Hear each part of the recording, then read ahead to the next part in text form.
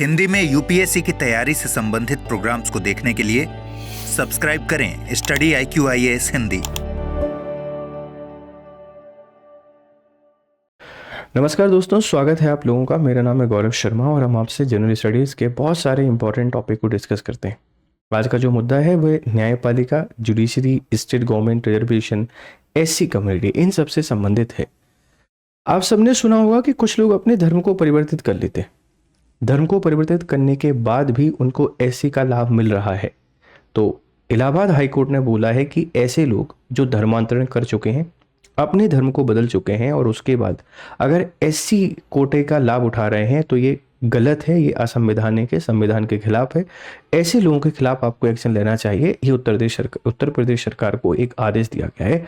तो समझने की कोशिश करते हैं कि धर्मांतरण है क्या और कैसे धर्मांतरण गलत हो जाता है और किस धर्म में परिवर्तित करने पर SC के लाभ आपको नहीं मिलेंगे। ठीक है, तो सबसे पहले हम लोग धर्मांतरण को समझने की कोशिश करते हैं कि धर्मांतरण होता क्या है। देखो, आप अगर भारत के संविधान की बात करेंगे तो भारत के संविधान में धर्म को निजी मामला माना गया है, निजी। और धर्मांतरण की जब हम लोग बात करते हैं तो जैसे कोई व्यक्ति है, इसका X धर्म है और इस X व्यक्ति के द्वारा X धर्म को छोड़कर, एक व्यक्ति के द्वारा अपना X धर्म छोड़कर Y धर्म को अपना लेना, जब ये यहां शिफ्ट हो जाता है आप इसको धर्मांतरण कहते हैं। अब धर्मांतरण की बेटा कुछ शर्तें हैं। ये शर्तें क्या है कि ये स्वेच्छा से होना चाहिए। अगर धर्मांतरण हो रहा है तो ये स्वेच्छा से होना चाहिए, स्वेच्छा से, या किसी प्रकार का कोई भी लालच नहीं होनी चाहिए, लालच, कोई ग्रीड नहीं होनी चाहिए, किसी प्रकार का कोई दबाव नहीं होना चाहिए, मतलब ये सेल्फ होना चाहिए, सेल्फ, या किसी प्रकार की कोई ग्रीड नहीं होनी चाहिए और यहाँ किसी प्रकार का कोई प्रेशर नहीं होना चाहिए। अगर किसी ग्रीड में, किसी प्रेशर में, किसी दबाव में आप अपने धर्म को बदल रहे हैं, ये गलत है, ये अनुचित है। अगर अपनी मर्जी से कर रहे हैं तो कोई दिक्कत नहीं, क्योंकि हर व्यक्ति अपने धर्म को जैसे मनाना चाहे वैसे मना सकता है। क्यों मना सकता है सर? इसलिए समझो, आप जब भारत के संविधान की प्रस्तावना को पढ़ते हैं तो प्रस्तावना में एक शब्द लिखा हुआ है, पहले ये धर्मनिरपेक्ष हुआ करता था, अब यहाँ पर पंथ निरपेक्ष है। और ये जो पंथ निरपेक्षता है, इसका मतलब यही है कि जो राज्य है ये सेकुलर है, सेकुलर, किसी एक धर्म में विश्वास नहीं करता है, सभी धर्मों को समान संरक्षण देता है, मतलब धर्म के आधार पर भेदभाव नहीं करेगा। ये बात क्लियर है। जब भी आप लोग FR को पढ़ते हैं, मौलिक अधिकार को, मौलिक अधिकार में आर्टिकल 25 से लेकर 28 तक धार्मिक स्वतंत्रता की बात की गई है। और यहाँ पे लिखा हुआ है कि जो रिलीजियन है ना, ये पर्सनल है, पर्सनल है, निजी है और यहाँ राज्य हस्तक्षेप नहीं करेगा। मतलब आप अपने धर्म को अबाध रूप से मनाने के लिए तैयार हैं। आप किसी भी धर्म को मान सकते हैं, किसी भी धर्म में विश्वास कर सकते हैं, किसी भी धर्म की जो प्रैक्टिस है उनको फॉलो कर सकते हैं। यहाँ धर्मांतरण भी आप कर सकते हैं, लेकिन यह गलत तरीके से नहीं होना चाहिए, लालच में नहीं होना चाहिए। अगर लालच में किया जा रहा है तो गलत है, ये संविधान के अगेंस्ट है। ठीक है, अब मसला क्या है, मसला समझो।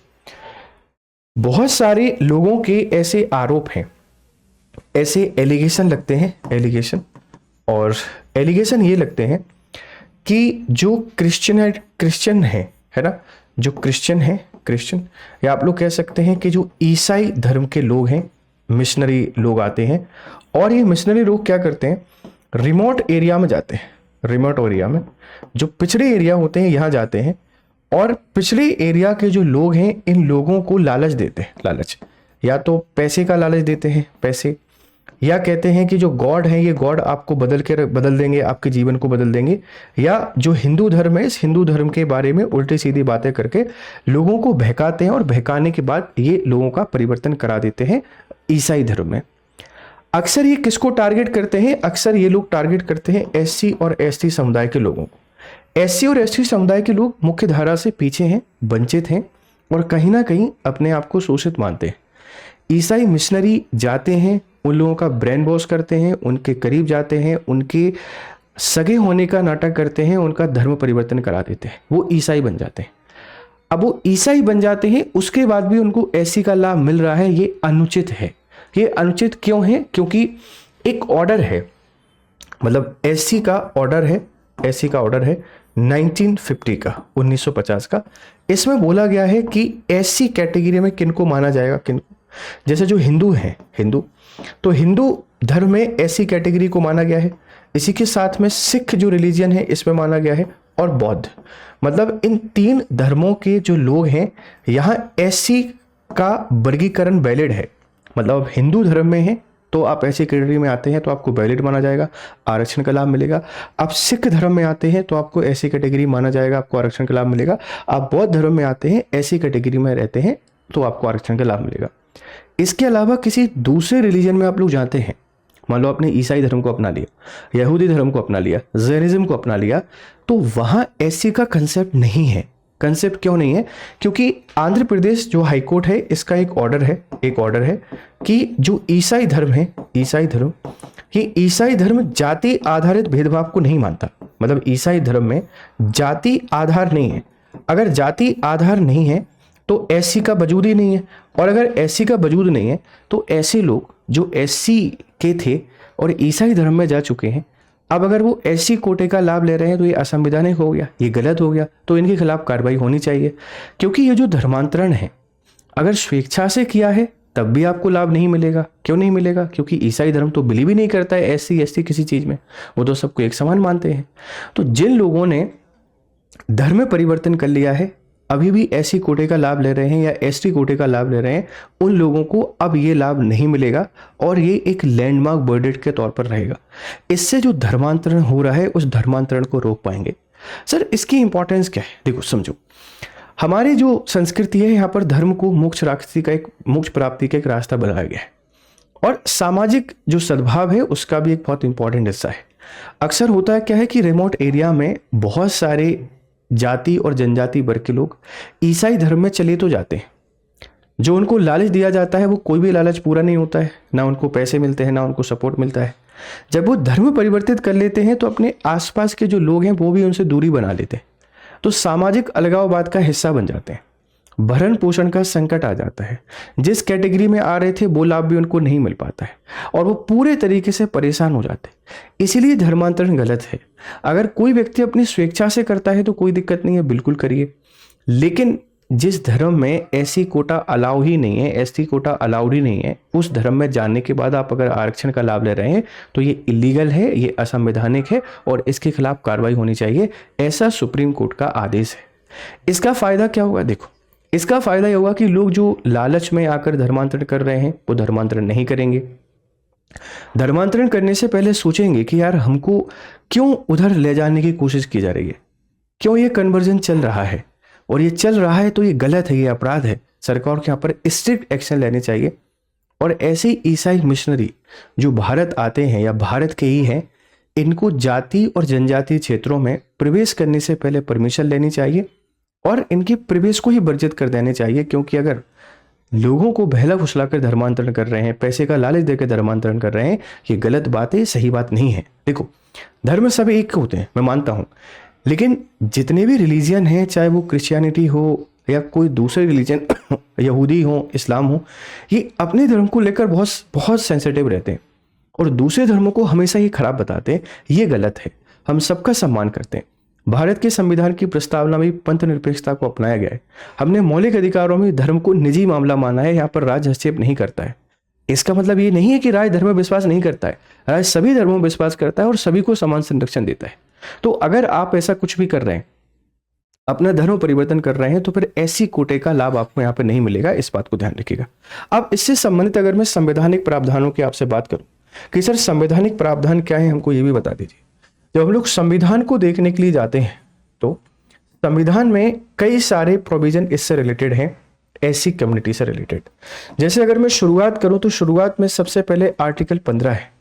आर्टिकल 15 में आप लोगों ने देखा है, एक तो हम लोग बात करते हैं सामाजिक समानता की, है ना, एक हम लोग बात करते हैं किसकी, सामाजिक समानता की या सामाजिक समता की। दूसरा आप लोग यहाँ पे कह देते हैं कि जो शिक्षा है, इस शिक्षा में आरक्षण की बात की गई है।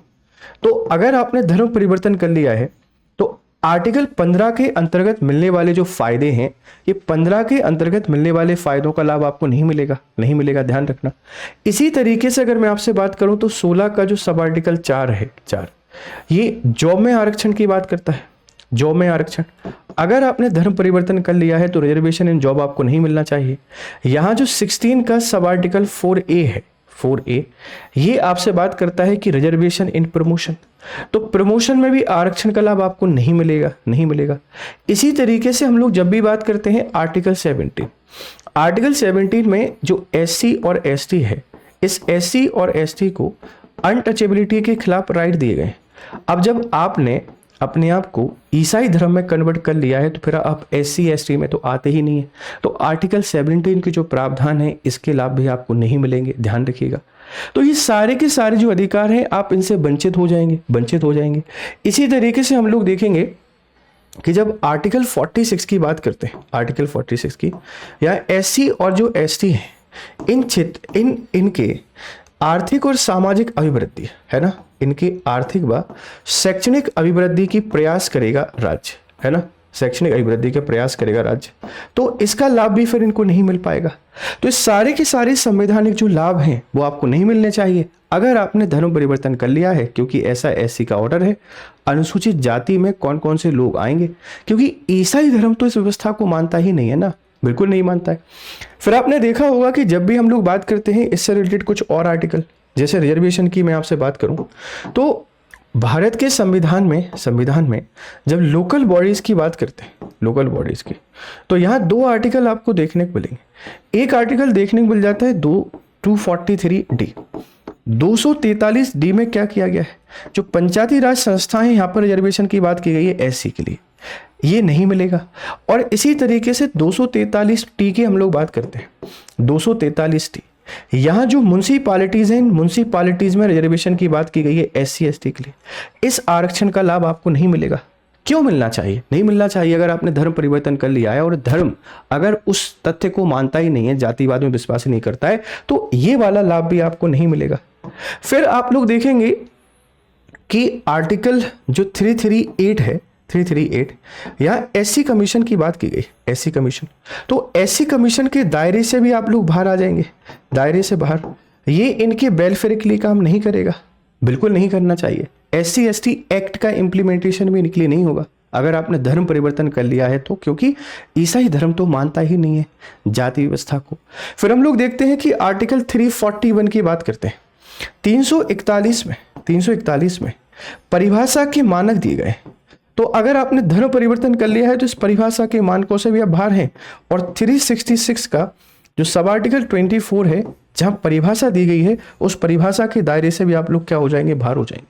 तो इतने सारे संवैधानिक फायदे जो आपको मिल रहे हैं वो सारे के सारे संवैधानिक लाभ आपको नहीं मिल पाएंगे, चाहे वो शिक्षा हो, रोजगार हो, अस्पृश्यता हो, हर तरीके के लाभ आपको नहीं मिलेंगे, ऐसा सुप्रीम कोर्ट का कहना है अगर आपने ईसाई धर्म में परिवर्तन किया है। क्योंकि ईसाई मिशनरी लोग लालच देकर ही धर्मांतरण करा रहे हैं और यही लोग अलगाववाद को बढ़ावा देते हैं। आप इंटरनेट पर बहुत सारे लोग देखेंगे जो जय भीम के नारे लगाएंगे, नीला फ्लैग लेके आएंगे, भगवान की मूर्तियों पर अटैक करेंगे, उनको तोड़ेंगे, दुर्भावना का प्रचार प्रसार करेंगे। ये कौन लोग हैं? ये वो लोग हैं जिनको ब्रेन वॉश किया गया है, जिनको भड़काया गया है, फिर भी ऐसी कोटे का लाभ ले रहे हैं। इनको नहीं मिलना चाहिए, ये आदेश है और ये बहुत जरूरी भी हो जाता है अगर कोई जबरदस्ती धर्मांतरण करा रहा है तो। ठीक है, ध्यान रखिएगा। ये पूरा का पूरा इशू था जिसको हमने आपसे डिस्कस किया है। अब इसके प्रभाव क्या हो सकते हैं? देखो, इसके कारण जो धर्मांतरण है वह रुक सकता है और जो अलगाववाद की भावना बढ़ रही है वह रोकी जा सकती है। जिस शांति सुरक्षा की हम लोग बात करते हैं उसको बनाया जा सकता है। इतने सारे फायदे हमको देखने को मिल जाएंगे। इनके लीगल प्रावधान की आपसे कोई बात करेगा तो ये लीगल प्रावधान है, आप देख लीजिए कि कॉन्स्टिट्यूशन शेड्यूल कास्ट ऑर्डर 1950 ये कहता है कि हिंदू, सिख या बौद्ध धर्म के अलावा किसी अन्य धर्म का है उसे अनुसूचित जाति के सदस्य नहीं माना जाएगा। ठीक है, SC ने कहा है कि धर्म बदलने के बाद भी SC प्रमाण पत्र का उपयोग करना संविधान के साथ धोखाधड़ी है, ध्यान रखिएगा। ठीक है भाई, चलिए अब अगर आपको इन क्लासेस के जैसे आपके लिए इंपॉर्टेंट इन्फॉर्मेशन है, हमारा मिशन सक्सेस सेल चल रही है और मिशन सक्सेस सेल के अंतर्गत बहुत ही मिनिमम दामों पर आपको कोर्स मिल रहे हैं। जैसे एक हमारा कोर्स है जिसको आप लोग SIP के नाम से जानते हैं, सक्सेस इन प्रीलिम्स के नाम से जानते हैं। ये दिसंबर 2026 का बैच है और 2026 प्रीलिम्स की आप तैयारी कर रहे हैं तो आपकी बेहतर तरीके से प्रिपरेशन हो सकती है।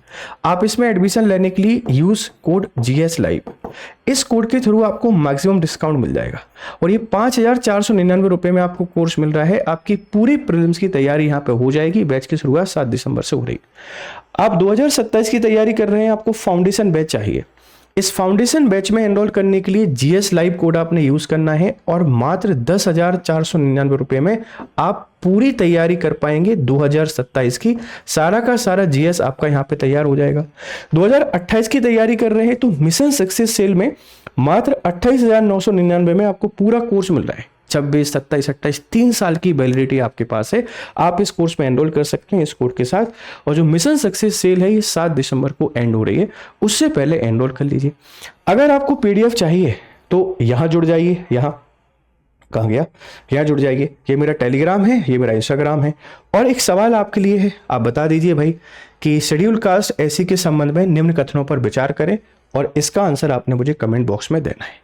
उम्मीद है आपको लेक्चर समझ में आया होगा। फिर आपसे मिलते हैं, तब तक खुश रहें, मस्त रहें। Have nice time, good day. Hindi में यूपीएससी की तैयारी से संबंधित प्रोग्राम्स को देखने के लिए सब्सक्राइब करें स्टडी IQ IAS हिंदी।